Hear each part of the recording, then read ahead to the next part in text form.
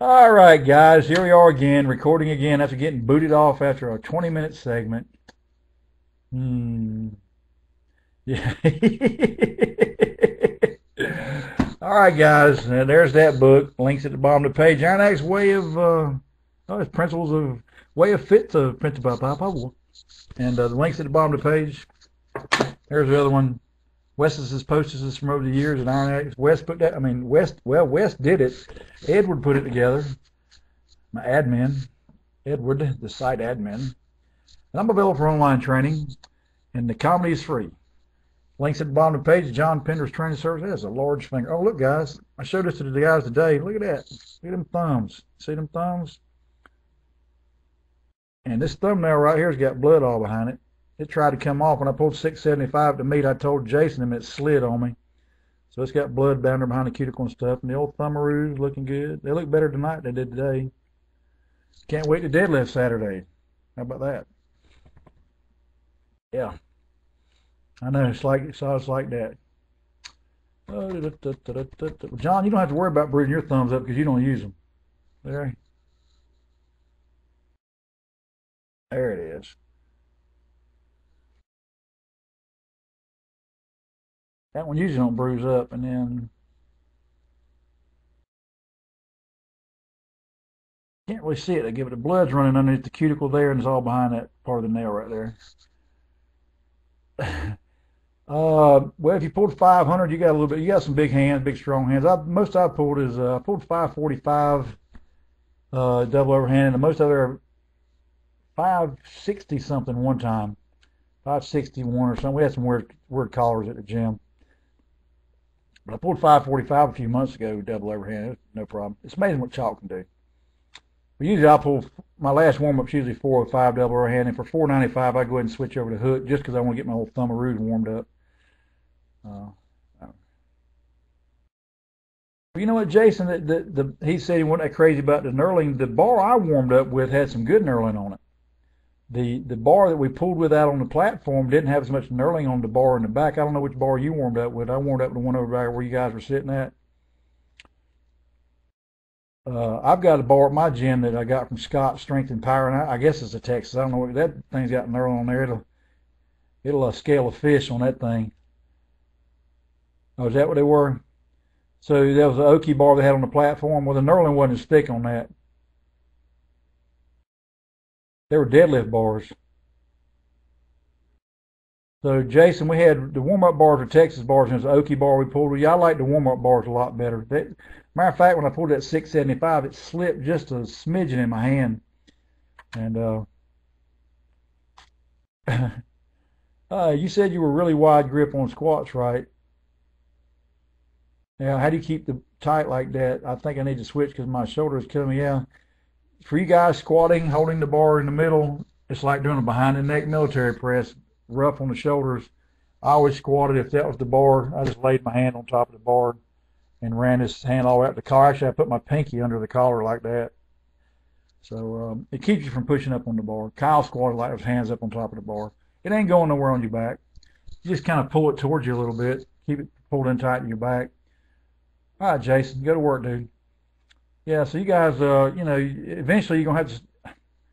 I don't have the flexibility to squat like that anyway. We squatted with the squat bars, which are like an extra foot long or whatever they are, and I still, I had to work my way to get into them and stuff. So, yeah, Stephen, it's time for you to spread your wings, young man. Fly, fly away. Anyway, that's all I had to say about that. We will talk this weekend, Mr. Stephen. Look, there's that thumb again. Look at that thing.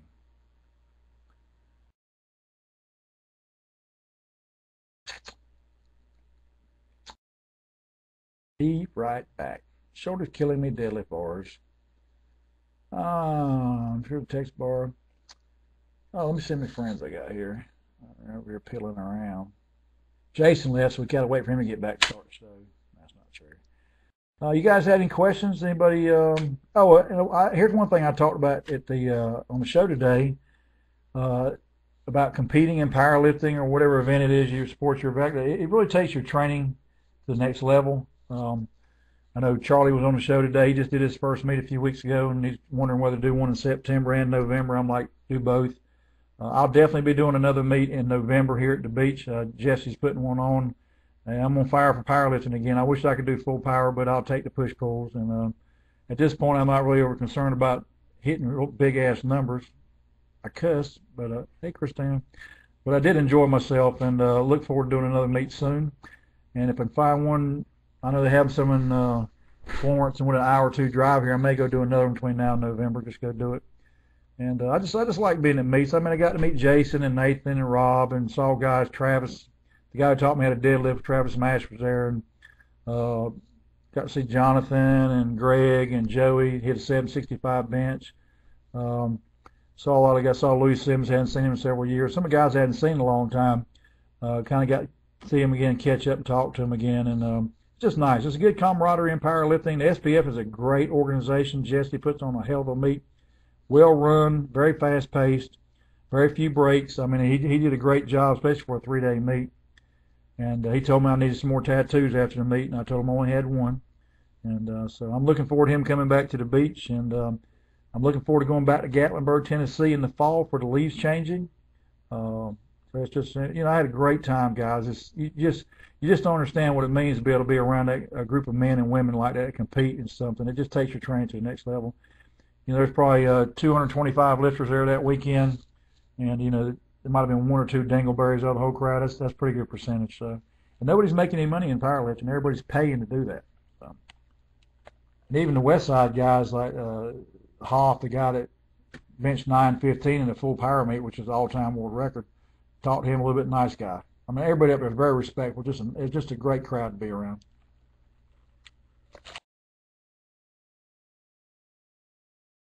Ta-da! All right. Okay, I'm back. Well, we can start the show again. Texas deadlift bars were in the warm-up room, and Okie deadlift bar on the platform. I definitely like the Texas one better. The knurling on was a lot better. There isn't a meet I can go to this year. Hopefully next year I can plan it out. Well, it depends on how far you want to travel there, young Matthew. There's meets everywhere. You're in Oklahoma and Nebraska. That's powerlifting country, Big Iron Gym down there. So I don't know where I guess you're in Norman. Is that right? I agree. Damn, me and Jason agreed on something. Hey. What you been eating since you got home, Jason? You been eating some nachos and salsa and some Mexican food? I just drove about a 7-hour drive to go do that meet. But we made a vacation out of it too. So yeah, you might have to do a little traveling. Look, I did the APF National in Detroit. I competed in Chicago, down to Daytona. So I've traveled to do some meets and stuff. So there's 225 lifters that lifted at this meet this past weekend. Maybe 2 of them lived in that area. So everybody had to travel. Sushi. I had all you can eat sushi last night. Oh, it's delicious. Burritos and chicken wings. There you go. Powerlifter's diet. We're going to get you on a diet, John Caesar. We're going to get you leaned out, dog. Can you pull noticeably more on a deadlift bar, and is there a weight you need to pull before you can really benefit? Well, Brandon, the big thing about deadlift bars is they're 1.125", if I'm correct. Correct me if I'm wrong, John Caesar. So they're a little bit smaller, so you get more of your hand around them, and they definitely got a little more whip in them, so you're going to get a little more flex out of the bar. The more the bar flexes before you actually get it off the floor, the shorter the pull is. So they do make a difference. They got, if you're not careful with them, they can be a hindrance, but it's just a couple little minor things to work through. But yeah, they're a benefit. How much weight did they put on your pull? I don't know. I pulled that 655 times 4 with a stiff ass 1 3/8 bar. If it had been a deadlift bar, I might could have got another rep. I don't know. Once again, we've agreed on something, Jason. Oh, man. Jason, you doing the Worlds, man? I saw they're going to be in Knoxville. I didn't realize it, but I qualified for them because I won my division, even though I was the only one in my division. So, the Worlds in September in Knoxville. How far you live from Knoxville? Knoxville's pretty close to Gatlinburg, if I'm not mistaken. No, sir. Okay. Might be fun meet to go do. I really like the way he puts some meets on. And September is bound to be beautiful up there. I mean, now how far is that from Knoxville?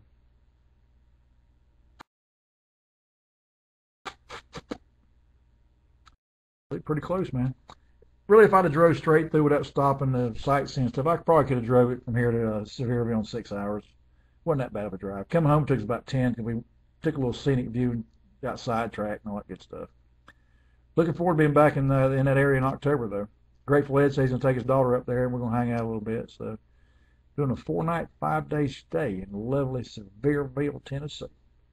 And going back to Cades Cove, man. Look, if you guys ever go to Gatlinburg, go to Cades Cove. You will not regret it. It's one of the most beautiful places I've ever seen. It's just incredible.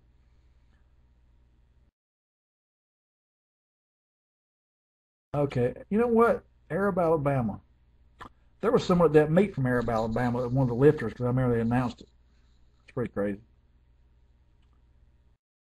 Me and Rob, that is. Okay, sweet. Maybe Rob can drive up here and do his meet in November. He's got the powerlifting bug. He's done scrapped all the bodybuilding stuff. My sister lives in Chattanooga. She wants me to move down there, and I'd be around too. Well, come on down. We'll teach you how to speak redneck. You already don't talk like a Yankee, so come on down. You'll be an easy transition. Yeah. I used to live in Memphis, Tennessee, and I also lived in Arkansas. But when I was a little kid, but Memphis is way on the other side of the state. It's flat out there. It's like Myrtle Beach. It's flat. There ain't no hills. What you guys want to talk about? Arkansas, yes, right beside you, dog. I've got an aunt that lives in Oklahoma. Yeah. You got the beach of the Ohio River. uh, I um, I don't know. One of the bigger towns, maybe Tulsa or somewhere. I don't know. I don't know. I'll ask my mother though, because it's her sister, and I'll report back to you on that one. I've never been there.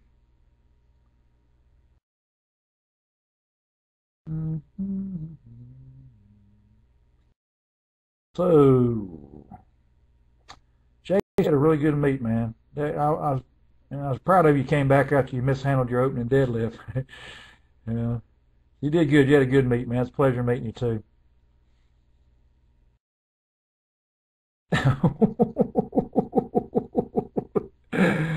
Oh, Matt, I'm not gonna read that.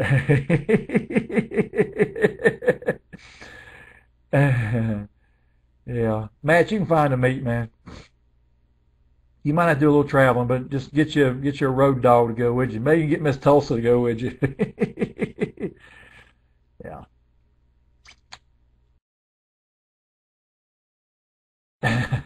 Yeah. Well, dog, if you don't know, nobody does. It happens though. Oh man. Hey, John, you ever coming up to New York? I feel like you said you had relatives up there or friends. Or something. I was planning on coming up there in October with a mutual acquaintance here at the beach, and we're going to go up and stay for a week. But that trip got canceled. But yeah, I'd love to go up to the city sometime and get shown around, eat all that Italian food, and hang out with all you funny talking folks, and eat some Chinese food. And I'd love to do the whole New York thing. I think we're going to go up to Niagara Falls maybe this fall, a little bit north of there. And I got a couple clients. Actually, I got 3 clients in Niagara Falls. They've invited me up, so I think me and Miss Christina may go up and spend a few days, stay at one of the resorts up there. I love traveling, man. I'm the best tourist ever. I live here in a tourist town. I see how goofy y'all act when you come here, but when I go to tourist town, I do all the tourist stuff, take all the rides, go to all the, I do everything. I just love traveling. I don't actually like driving those places or flying, but once I get there, I love doing that stuff. And we're planning a European vacation next year. I'll go for about 2 weeks. And my wife, I lived in Hawaii for 6 years. She's never been. That's something we're going to try and do next year too. Go stay in Hawaii for about a week or so. It takes a long time to get there from Myrtle Beach, but I love traveling. Okay, let's get on back to the weightlifting stuff. Hmm. Am I getting back into gear? You know what? I was thinking about it. I actually have got a couple squat suits and lent out, and one of the guys I lent out one actually gave it away, so that suit's gone. I got another guy up in Philly that has got an old suit of mine. He may not be using it. A Karen Klein's double denim squat suit and double denim briefs. So I don't know. It's very tempting because I want to pull 800 again. I saw those West Side guys pulling 800, and I know I got 800 pulled. If I pull 700 raw, I know I can pull 800 in equipment. So it's tempting. It's very tempting, but I don't know. If I do get back in gear, it'll be for deadlift only because my gym's not set up for benching. Now I've still got several bench shirts. I got an old canvas shirt that it takes 3 people just to hold it up, much less get it on. So, and I've got 3 or 4 Karen Klein double denim shirts, which in my opinion are the best bench shirts out there.